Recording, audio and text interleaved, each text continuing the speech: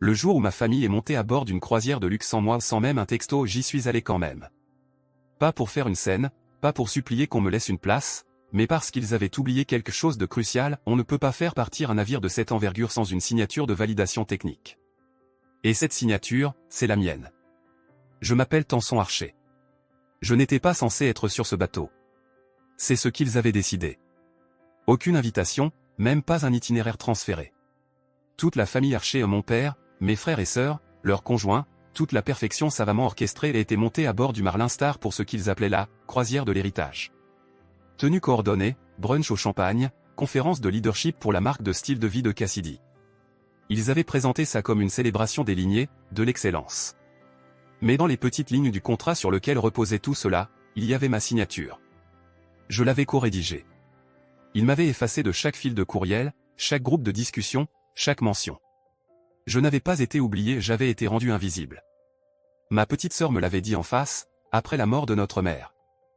Tu es juste amère parce que personne ne te choisit jamais. Peut-être qu'elle avait raison.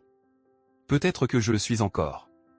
Mais ce matin-là, debout au bord du quai restreint en uniforme, je n'étais pas là pour être choisi. J'étais là parce que c'était moi qui rendais leur voyage possible.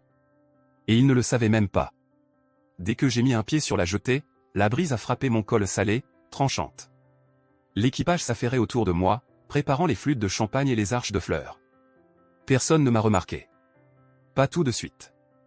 Mais ensuite, l'officier en chef m'a vu de l'autre côté du quai.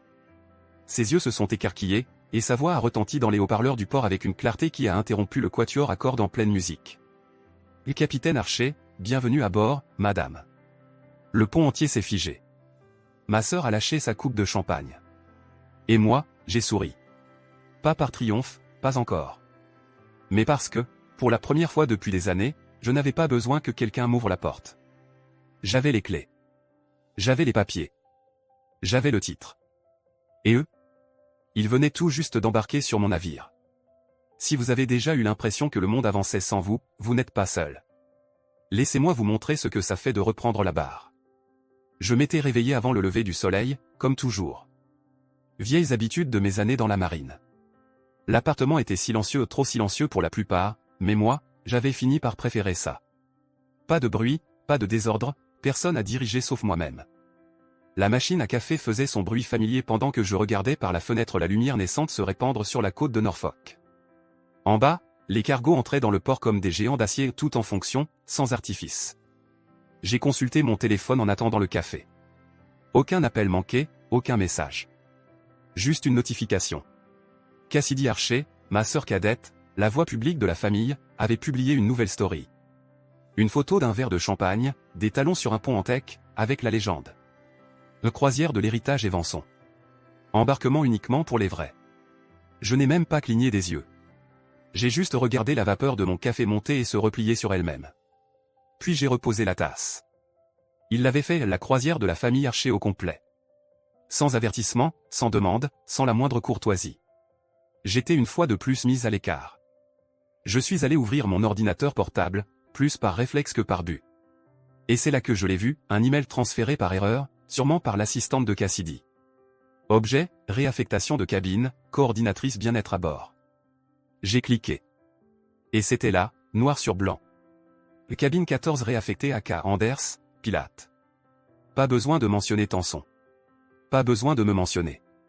J'ai fixé ces mots plus longtemps que je ne l'aurais dû. Je n'ai pas ressenti de rage, pas vraiment. Juste cette chute silencieuse dans le ventre, celle qui vous dit que vous n'avez pas été oublié. Vous avez été supprimé. Stratégiquement. Efficacement. Je ne l'ai pas appelé. Je n'ai pas envoyé de texto. Je n'ai pas lancé ma tasse contre le mur ni posté de citations mystérieuses sur la loyauté. Je me suis levé, j'ai traversé la pièce et ouvert le coffre-fort. À l'intérieur, un dossier rouge, épais, plus lourd qu'il n'en avait l'air. Je l'ai posé sur la table et je l'ai ouvert avec soin. Dedans. Contrat naval avec le commandement des opérations de l'Atlantique. Certification de commandement pour supervision technique. Clause de partenariat avec le groupe propriétaire du Marlin Star. Autorité signée du Conseil de simulation navale. Tous les documents étaient valides. Tous en vigueur.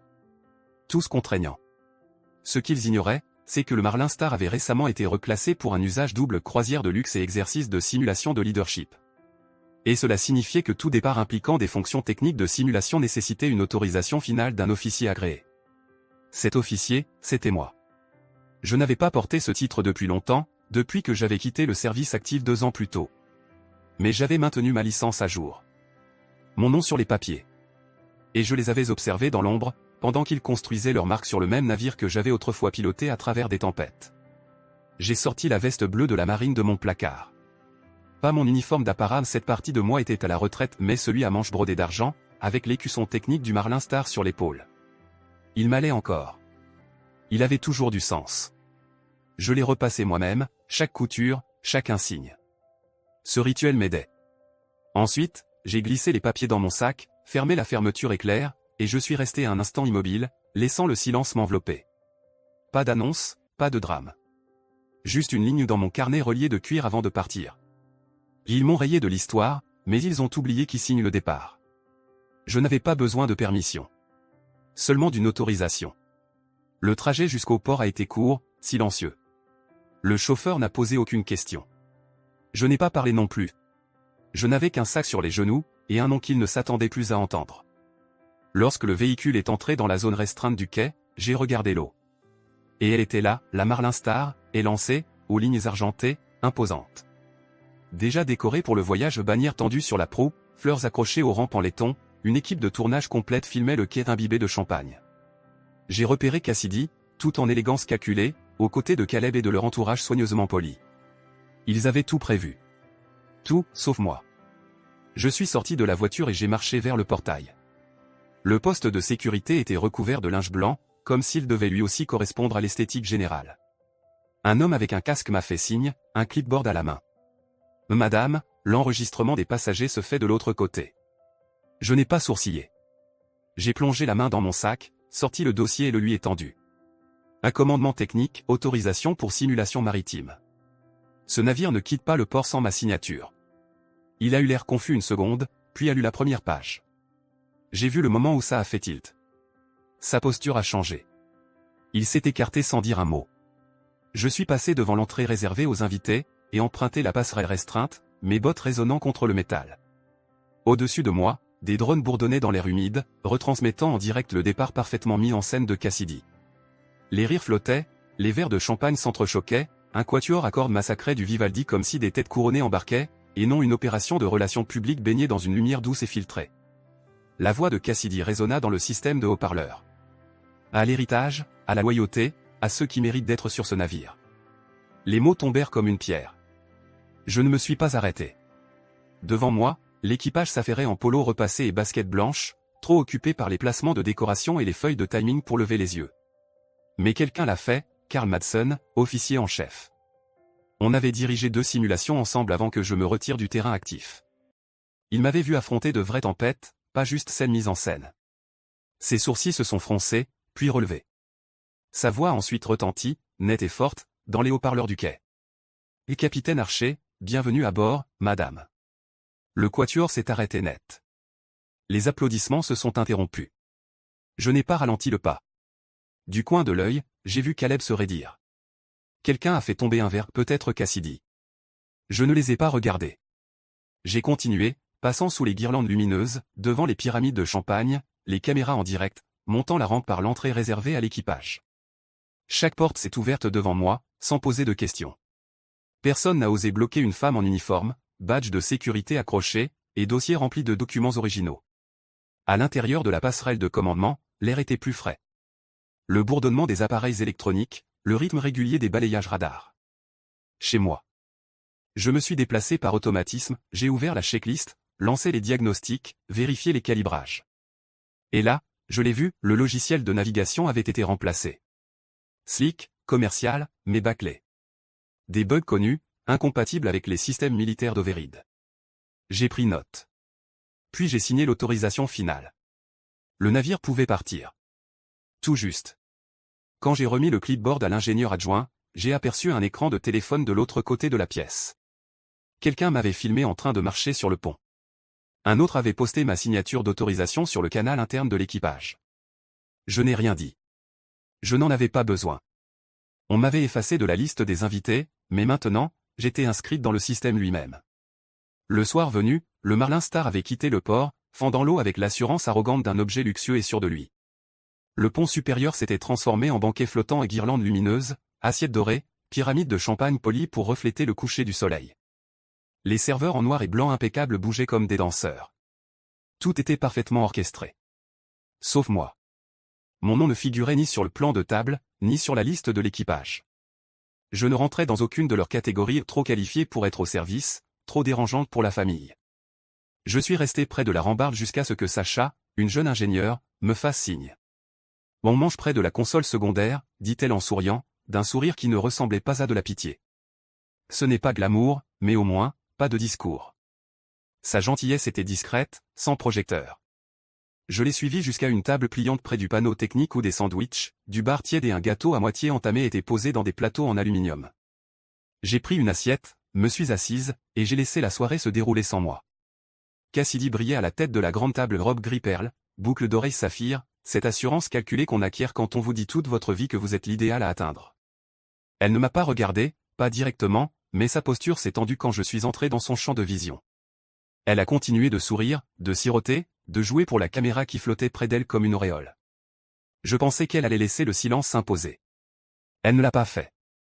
À mi-chemin du second plat, un filet de poisson hors de prix qui essayait trop fort d'être raffiné, elle s'est levée et a traversé tout le pont. Ses talons claquaient comme un métronome sur le bois poli.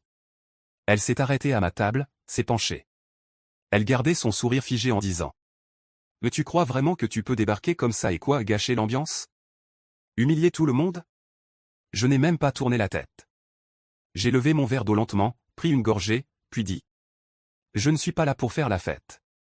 Je suis en service sur un navire que j'ai encore le droit d'exploiter par contrat. » Son sourire a vacillé, à peine perceptible une fissure dans la porcelaine.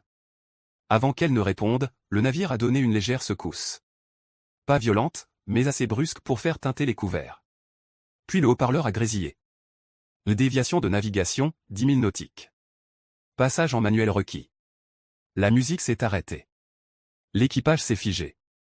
Caleb s'est levé à la table d'honneur, le poing serré autour d'une serviette. Voilà pourquoi les femmes ne devraient pas piloter de navire, a-t-il murmuré, assez fort pour que le silence l'amplifie. Je n'ai pas répondu. Je me suis levé et j'ai marché calmement vers le panneau de commande interne, laissant mon assiette à moitié pleine. Le système de navigation tentait déjà de se corriger, sans succès. Le nouveau logiciel choisi par Cassidy pour des raisons d'image utilisait des protocoles GPS défectueux, en conflit avec les paramètres d'override que j'avais moi-même intégrés à la configuration d'origine. 7 minutes. C'est tout ce qu'il m'a fallu pour tout réparer. Je n'ai rien annoncé. Je n'ai rien expliqué. J'ai simplement fait ce qui devait être fait. Quand je suis revenu, Sacha m'avait gardé une place. Elle ne m'a pas demandé ce qui s'était passé. Elle s'est contentée de hocher la tête. Plus tard, j'ai vu le canal interne de l'équipage s'agiter. Quelqu'un avait posté. Le capitaine Archer a corrigé la trajectoire.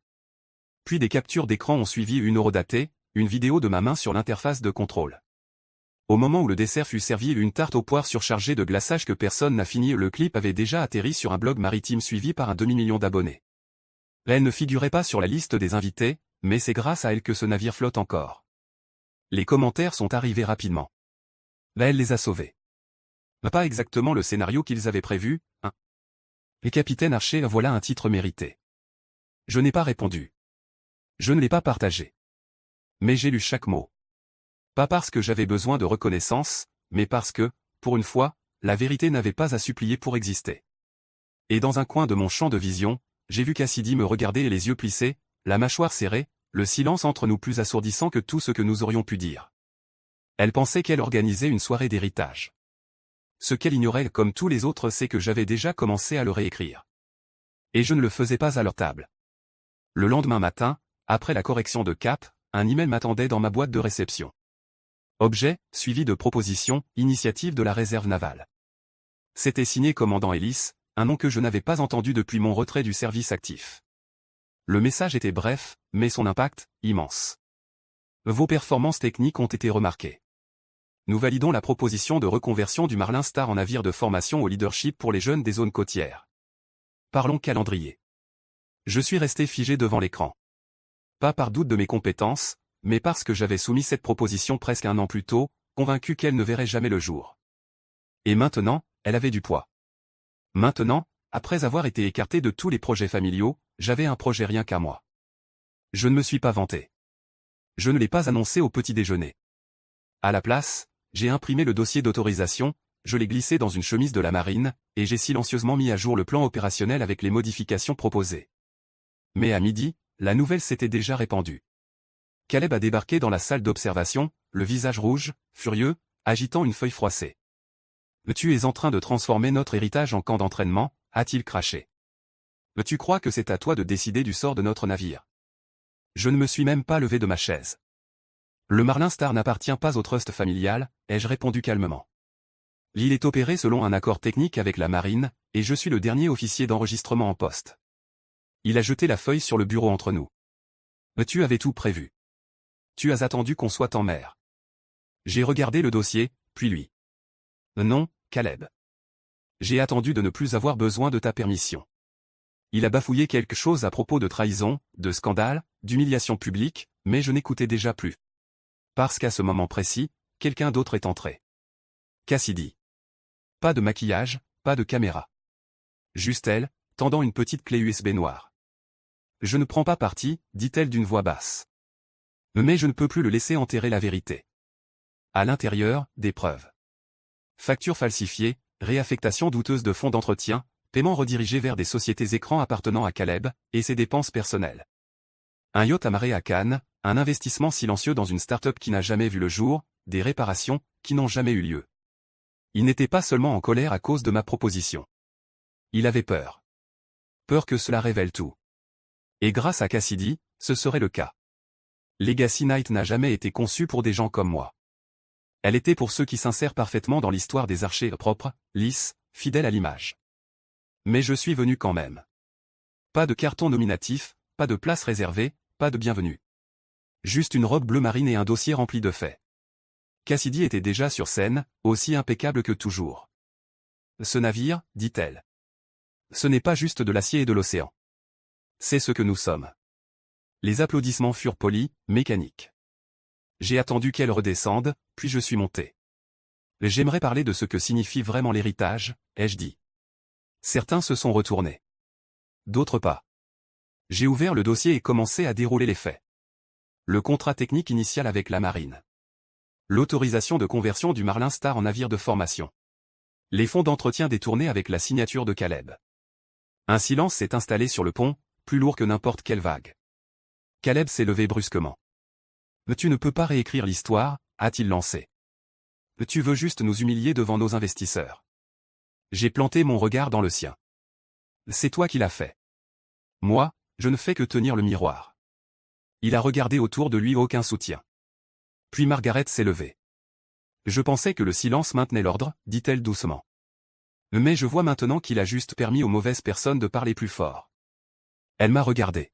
« Je suis désolé, Tanson. » Quelqu'un au fond a applaudi une fois. Puis une deuxième. Une onde a traversé le pont. Pas de tumulte. Juste un réalignement silencieux. Je n'ai pas attendu davantage. Je ne suis pas là pour avoir une place, ai-je dit.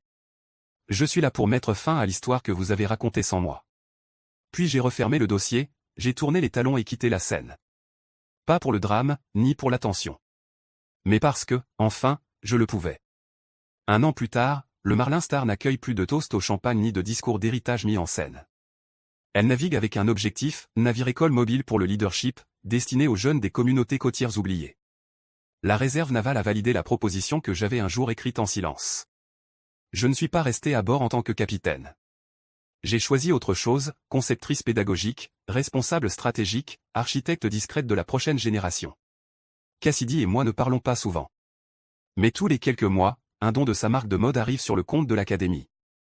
Pas de légende, pas de mise en scène. Juste une ligne. Pour les filles qu'on ne choisissait jamais. Dans mon bureau, à côté du schéma naval que j'ai autrefois mémorisé ligne par ligne, pend un tableau. Le Marlin Star au lever du soleil, une femme seule à la proue droite, calme, inébranlable. Au dos. Merci de m'avoir appris que le calme n'est pas une reddition. C'est une force. C'est ça que je porte désormais. Pas leur héritage. Pas leur approbation. Le mien. L'héritage, ce n'est pas ce qu'on vous donne. C'est ce que vous choisissez de protéger quand personne ne pense que vous en êtes digne. Les gens me demandent si j'ai pardonné à ma famille. Je leur réponds que le pardon n'est pas toujours la destination. Parfois, c'est la clarté. Parfois, la paix, c'est comprendre exactement pourquoi on vous a exclu et refusé malgré tout de disparaître. Je ne suis pas revenu pour reprendre ma place. J'ai construit autre chose. Et j'ai laissé la porte ouverte pour que la prochaine fille n'ait pas à frapper 2 fois. Qu'elle sache qu'elle peut appartenir sans autorisation. Et lorsque je monte à bord de notre prochain navire de formation plus petit, plus sobre, mais profondément à nous, je me souviens de ceci. Le geste le plus radical que j'ai jamais fait, ce n'était pas de prouver que je pouvais commander le navire. C'était de réaliser que je n'avais plus besoin de le faire.